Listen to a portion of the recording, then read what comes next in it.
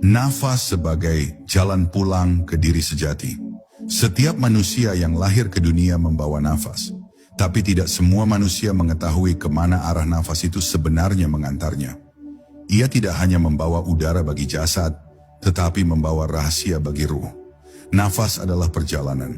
Ia keluar dari sumbernya, berkelana di dunia jasmani, lalu kembali pulang ke pusat kesadaran. Bagi para penempuh jalan makrifat, nafas bukan sekadar bagian dari kehidupan fisik. Ia adalah jembatan antara fana dan baka, antara aku yang palsu dan diri yang sejati. Maka barang siapa menapaki nafasnya dengan kesadaran, sesungguhnya ia sedang dalam perjalanan kembali kepada Tuhannya. Dalam setiap tarikan nafas, ada panggilan pulang yang halus. Panggilan itu tidak terdengar oleh telinga biasa, karena ia bergetar dalam wilayah rasa. Seseorang yang mulai sadar akan nafasnya, perlahan mulai sadar bahwa dirinya selama ini telah jauh dari pusat.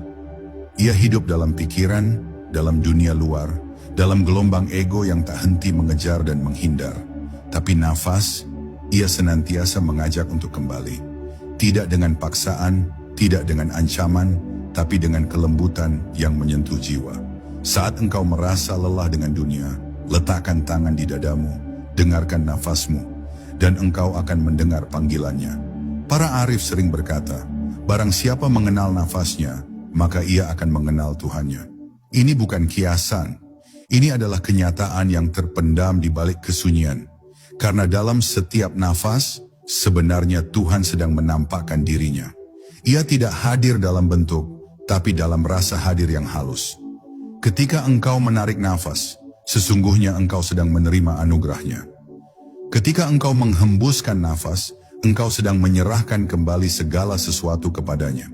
Inilah zikrullah yang paling alami, yang bahkan dilakukan oleh bayi yang belum mengenal bahasa. Nafas juga bukan hanya jalan pulang, tapi sekaligus cermin. Ia mencerminkan apa yang ada di dalam batin. Saat jiwa tenang, nafas akan lembut, dalam, dan seimbang. Tapi saat batin kacau, penuh kecemasan dan keserakahan, nafas menjadi pendek, tergesa, dan gelisah. Maka mengamati nafas adalah mengamati cermin jiwa. Dari situ seseorang bisa tahu di mana ia sedang berdiri. Apakah ia sedang dekat dengan diri sejatinya atau sedang tersesat dalam bayang-bayang dunia? Lebih jauh lagi, dalam keheningan nafas yang terus disadari, seseorang akan sampai pada satu titik bahwa bukan dia yang sedang bernapas. Nafas itu tidak berasal dari dirinya sendiri. Nafas itu adalah pemberian yang terus mengalir tanpa henti, tanpa diminta, tanpa dibeli. Maka saat kesadaran ini hadir, runtuhlah ilusi kepemilikan. Ia tidak lagi berkata, aku bernapas, tapi justru merasakan, aku sedang dinafasi. Ia menjadi saksi atas kehidupan yang berlangsung, bukan sebagai pelaku, tapi sebagai penerima mutlak. Kesadaran ini menumbuhkan kerendahan hati yang sejati.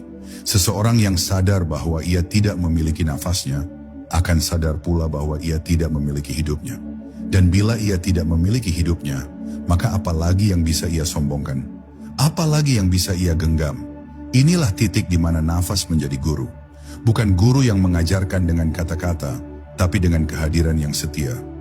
Nafas tidak pernah meninggalkan kita, bahkan saat kita mengkhianatinya dengan kesibukan dunia. Ia tetap setia, menunggu kita sadar. Maka wahai jiwa yang sedang mencari, kembalilah kepada nafasmu. Jangan terburu-buru mencari cahaya di luar, jika pelitanya belum kau nyalakan di dalam. Nafasmu adalah obor itu.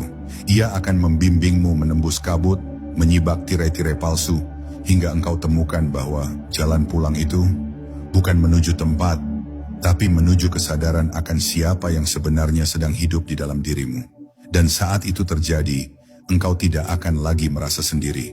Karena HU telah menyambutmu di titik paling sunyi, titik pulang yang sesungguhnya. Titik sunyi di antara dua nafas. Ada satu rahasia besar yang sering luput dari perhatian kita. Bukan hanya tarikan dan hembusan nafas yang mengandung makna, tapi justru ruang sunyi di antaranya. Titik hening antara masuk dan keluarnya nafas adalah tempat paling misterius dalam diri manusia. Ia tidak bisa dijelaskan dengan bahasa, tidak bisa dipetakan oleh pikiran, dan tidak bisa dipegang oleh kehendak. Ia hanya bisa dirasakan oleh jiwa yang telah benar-benar hening. Dalam titik inilah segala yang fana seakan berhenti dan segala yang abadi memperlihatkan kilasan wajahnya. Itulah momen ketika kehadirannya menyentuh tanpa menyentuh. Bagi para penempuh jalan batin, titik ini disebut dengan banyak nama. Ada yang menyebutnya sebagai pintu gaib, ada pula yang menamainya mata hati, bahkan sebagian menyebutnya sebagai titik fana, tempat di mana ego lenyap dan kehadiran Tuhan mulai mengambil alih.